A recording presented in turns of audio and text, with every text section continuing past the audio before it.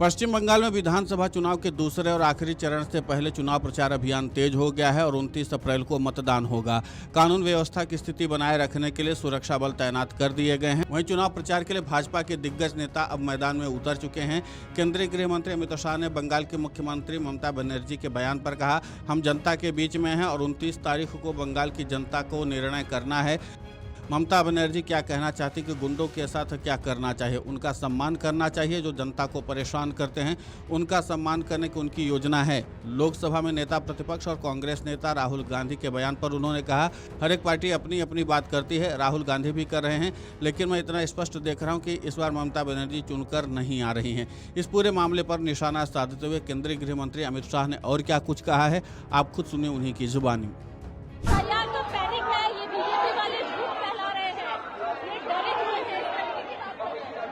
चलो, ममता दीदी को तो बोलती रहती है शुरुआत से, केस कुछ करती रहे, कोर्ट में हारती रहती है, फिर भी करती रहेंगी।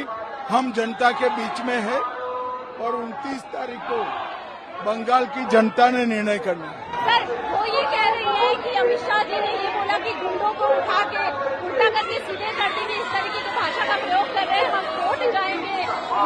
नहीं तो ममता जी क्या कहना चाहती है, गुंडों के साथ क्या करना चाहिए? उनका सम्मान करना चाहिए।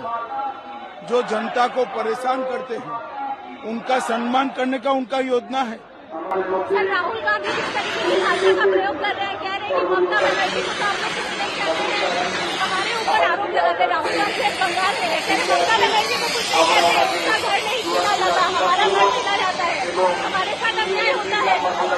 टीएमसी से वो डरे नहीं है, कांग्रेस से डरे। आपको लगता है सर बंगाल में आप लोग कांग्रेस से डरे हुए हैं और वो कॉन्स्टिट्यूशन की रक्षा कर रहे हैं? देखिए, हर एक पार्टी अपनी अपनी बात करती है, राहुल जी भी कर रहे हैं, मगर मैं इतना स्पष्ट देख रहा हूं कि इस बार ममता बनर्जी चुनकर नहीं आ रही। और सर, दूसरे राउंड में कितना लग रहा है ये आपके कैमरे को ये हुजूम दिखा दीजिए, मालूम पड़ जाएगी। वहीं भाजपा के राष्ट्रीय अध्यक्ष नितिन नवीन ने कहा कि भाजपा पूरी तरह से बहुमत के साथ अपनी सरकार बनाने जा रही है। 4 मई को पश्चिम बंगाल की जनता ने टीएमसी का विसर्जन करने की तारीख तय कर ली है। साथ ही साथ भाजपा का कमल खिलाने की तैयारी कर ली है। 4 मई को भाजपा का भगवा लहराएगा और टीएमसी का गुंडा राज समाप्त होगा। पश्चिम बंगाल के मुख्यमंत्री ममता बनर्जी के बयान पर उन्होंने कहा, ममता बनर्जी के मुगालते के कुछ और दिन हैं, बिता लेने दीजिए। उनकी हताशा और निराशा दिख रही। इस पूरे मामले पर ममता बनर्जी पर निशाना साधते हुए भाजपा के राष्ट्रीय अध्यक्ष नितिन नवीन ने और क्या कुछ कहा है, आप खुद सुनिए उन्हीं की जुबानी।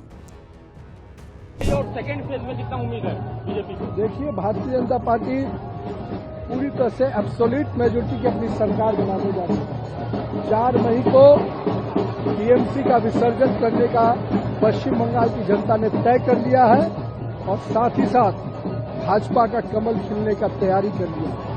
तो 4 मई को भाजपा का भगवा लहराएगा और टीएमसी का गुंडा राज समाप्त होगा।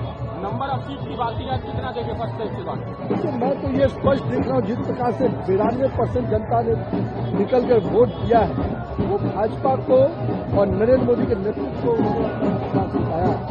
अब सीटों के आंकड़े को मैं यही कहूंगा कि हम पूरी तरह से एब्सोल्यूट मेजोरिटी की सरकार बनाएंगे। ममता बनर्जी का कहना है कि 90% से ज्यादा वोट खड़ा हुआ है, ये दिखाता है कि टीएमसी सरकार बनाएगी और बीजेपी को रिजेक्ट कर दिया गया है।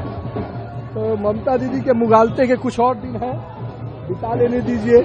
दीदी के अंदर हताशा और निराशा तो दिख रही है। उनके गुंडे दिल में रह गए, लोगों को परेशान नहीं कर पाए, तो वो तो कहीं न कहीं अब उनके गुंडे को हम लोगों ने हिसाब लगाया है और अभी तो पूरा हिसाब बाकी है।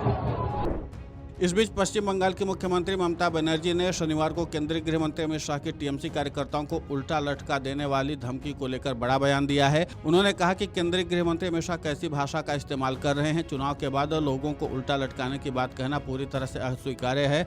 उन्होंने कहा कि अमित शाह के हिंसक टिप्पणियों के लिए उनके खिलाफ कानूनी मामला दायर करने जा रही हैं। Video desk amarujala.com। अगर आप ये वीडियो YouTube पर देख रहे हैं तो हमारे चैनल को सब्सक्राइब कर बेल आइकन दबाएं और Facebook पर देख रहे हैं तो हमारे पेज को लाइक करें।